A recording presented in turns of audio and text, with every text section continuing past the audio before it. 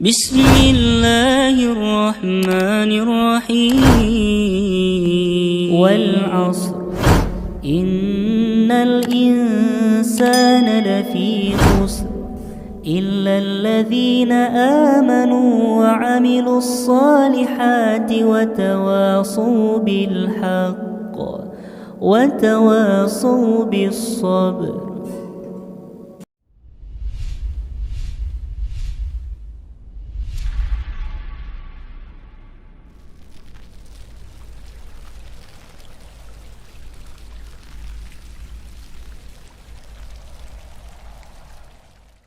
Bismillah, Assalamualaikum warahmatullahi wabarakatuh. Alhamdulillahi rabbil alamin. Wassalatu wassalamu ala rasulillah wa ala alihi wa ashabihi wa mawalah, amma ba'du. Kaum muslimin yang dimuliakan oleh Allah Subhanahu wa ta'ala, puji syukur kita senantiasa kita ucapkan kepada Allah Subhanahu wa ta'ala,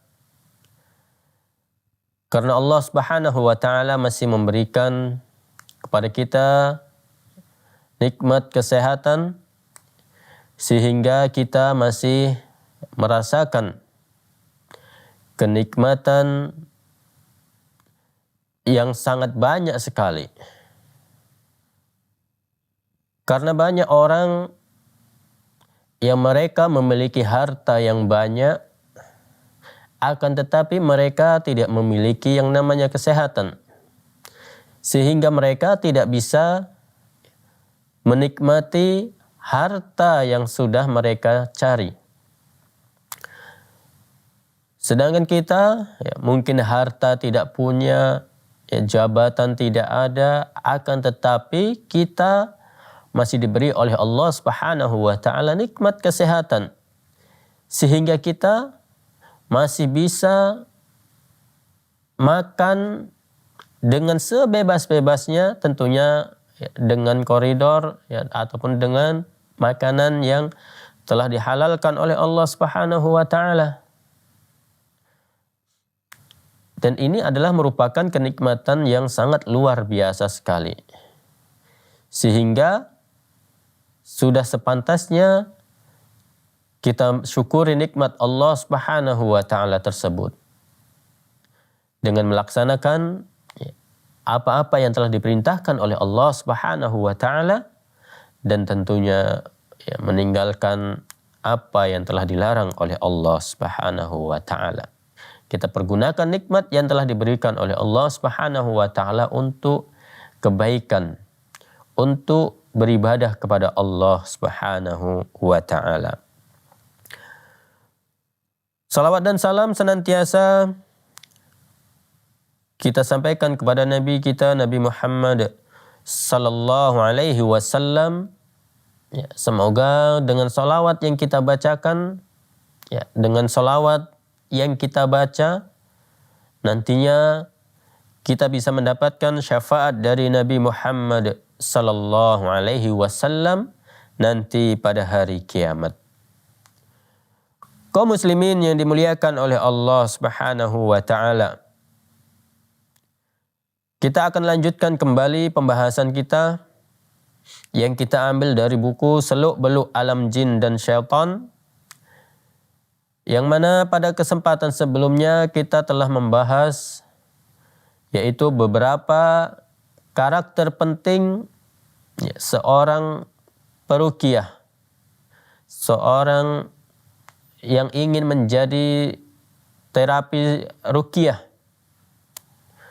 Yang pertama adalah mereka harus ataupun dia harus memiliki ataupun berakidah salafus salih, yaitu, dan ini adalah merupakan syarat yang mutlak tentunya bagi para peruqyah khususnya, dan bagi kaum muslimin secara umum. Kemudian yang kedua, mengamalkan prinsip dari tauhid yang murni, baik dengan ucapan ataupun dengan perbuatan. Kemudian yang ketiga, meyakini bahwasanya kalamullah ataupun Al-Quran itu dapat memberikan pengaruh, ya. Ataupun yang dapat memberikan pengaruh adalah bukan Al-Quran, akan tapi yang memberikan pengaruh kepada jin itu adalah Allah Subhanahu wa ta'ala. Jadi kita tidak meyakini secara mutlak Al-Quran yang memberikan pengaruh, akan tetapi kita meyakini Allah Subhanahu wa ta'ala yang memberikan reaksi ya terhadap ayat-ayat Al-Quran yang kita bacakan kepada orang yang kesurupan jin tersebut.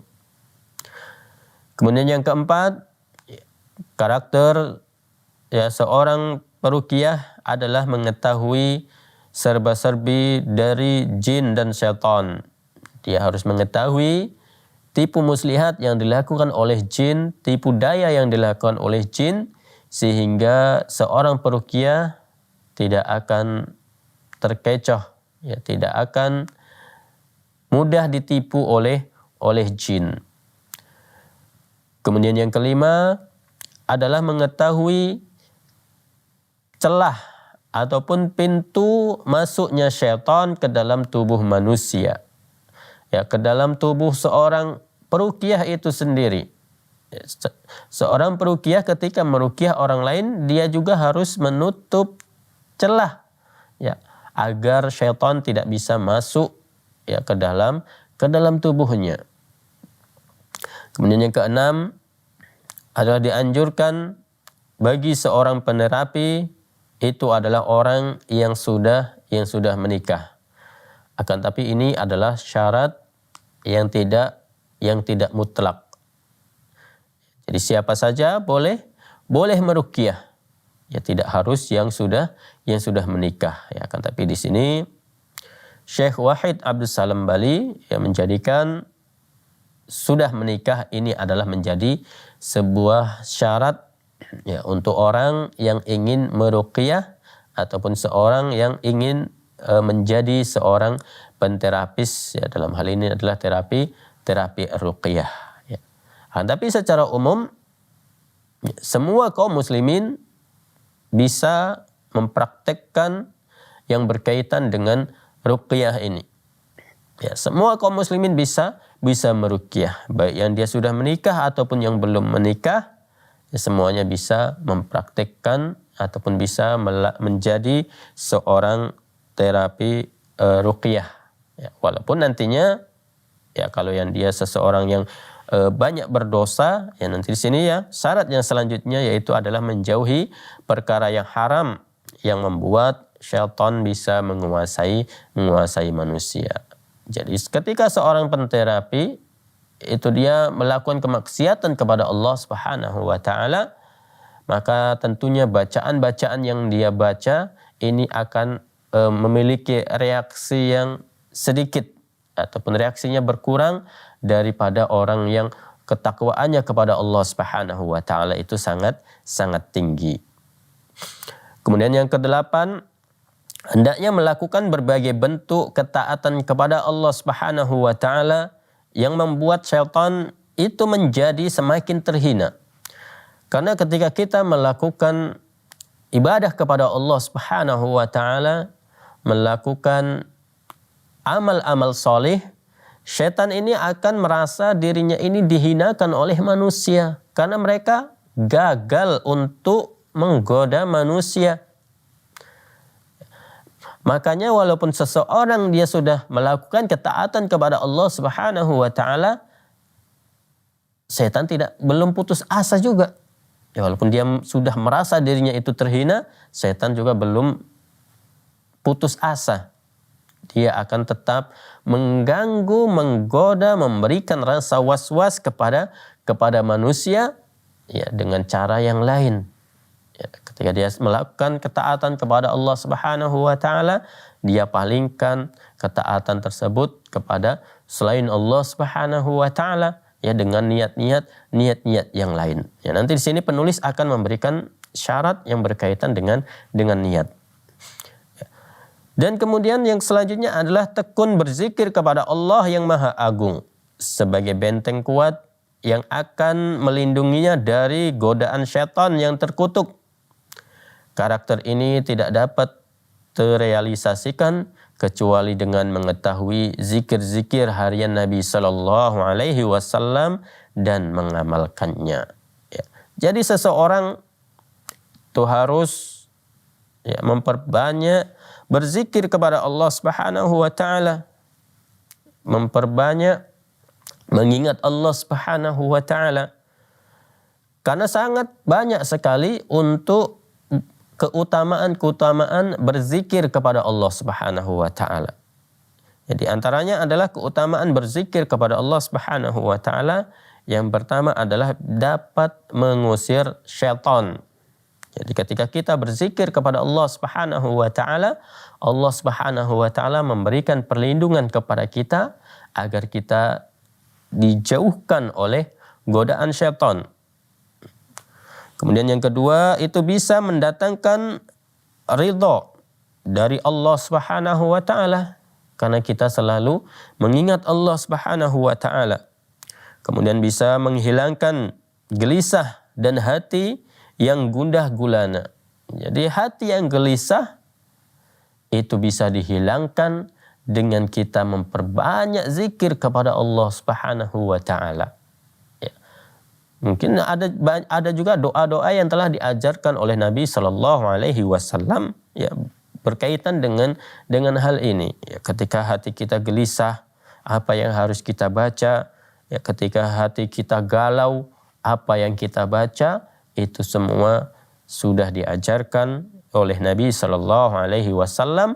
Akan tetapi secara umum, ya kita dibolehkan berdoa dengan menggunakan bahasa yang bisa kita pahami.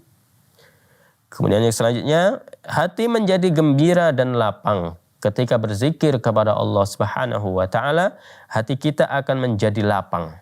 Hati kita akan menjadi gembira. Apalagi kalau kita bisa mentadabburi ya zikir-zikir yang telah Allah Subhanahu wa taala sebutkan dalam Al-Qur'an ataupun apa-apa yang telah diajarkan oleh Rasulullah sallallahu alaihi wasallam, maka hati kita bisa menjadi lapang. Ya, karena kita selalu mengingat Allah Subhanahu wa taala.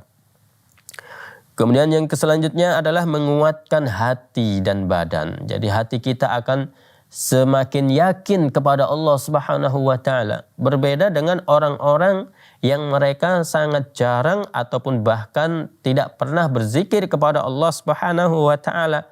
Hati mereka itu sangat lemah dan hati mereka itu sangat mudah ya, digoyangkan dengan iming-iming dunia. Akan tapi orang-orang yang memperbanyak berzikir kepada Allah Subhanahu wa taala, mereka akan sangat yakin kepada Allah Subhanahu wa taala. Ya, hati mereka akan selalu yakin kepada Allah Subhanahu wa taala. Kemudian yang keenam, yang selanjutnya yaitu menerangi hati dan wajah itu menjadi bersinar. Kemudian yang selanjutnya, ya manfaat dari zikir kepada Allah Subhanahu wa taala adalah bisa mendatangkan rizki bagi kita. Karena Allah Subhanahu wa taala, ketika kita selalu mengingat Allah Subhanahu wa taala, maka Allah Subhanahu wa taala akan mempermudah semua urusan kita, yang terutama sekali adalah berkaitan dengan rizki.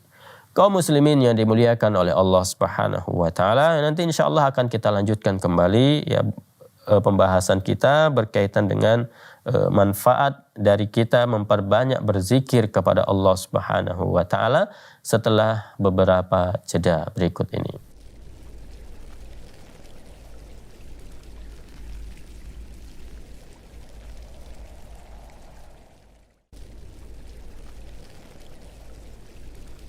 الحمد لله رب العالمين